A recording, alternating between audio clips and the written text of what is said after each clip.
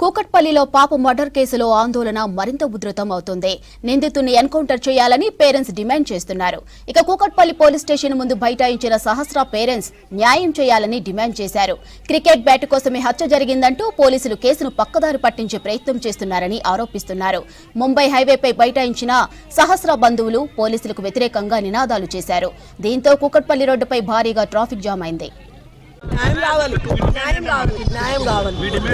మా డిమాండ్ ఏంటి? వాడు చావాలి. నా పాప ఎలా చచ్చిందో అలా చావాలండి.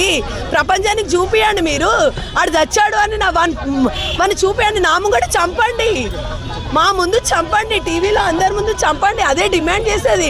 డిమాండ్ చేయడానికి ఏం లేదు ఇక్కడ. ఏముంటుంది చెప్పండి? ఒక తల్లి ఆవేదన ఏముంటుంది చెప్పండి?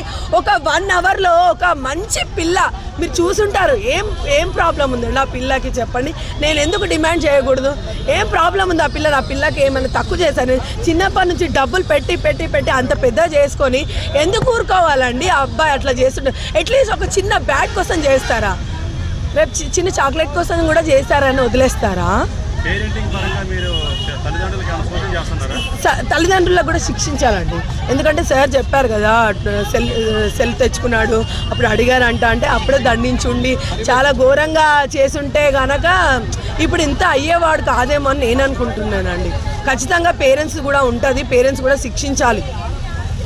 అదే నేను కోరుకునేది. పేరెంట్స్ని శిక్షించాలి. వాడిని మాత్రం చాలా దారుణం చేయాలి. అసలు నా పాప ఎంత దారుణం చేశారో మీకు అందరికీ తెలుసు. నేను చెప్పాల్సి స్కూల్ టీచర్స్ కూడా చెప్పాలి. స్కూల్ టీచర్స్ మా బాబు కూడా చదువుతున్నారు, మీరు వెళ్ళి ఇంటర్వ్యూ తీసుకోండి, ఎలా ఉంటాడు ఏంటి వాళ్ళు కూడా చూస్తుంటే పేరెంట్స్కి చెప్పాలి కదా. ఇప్పుడు పేరెంట్స్ కాకపోతే టీచర్స్కైనా తెలుస్తుంది మెంటాలిటీ ఏంటి అనేది. అబ్బాయి చదువుతున్నాడా, వస్తున్నాడా లేదా అని తెలుస్తుంటుంది. సో పేరెంట్స్ అయినా ఇన్ఫార్మ్ చేయాలి కదా, చుట్టుపక్కల వాళ్ళకి కావచ్చు. కానీ పేరెంట్స్కి చెప్పుంటే వాళ్ళని దండించలేరా అని నేను క్వశ్చన్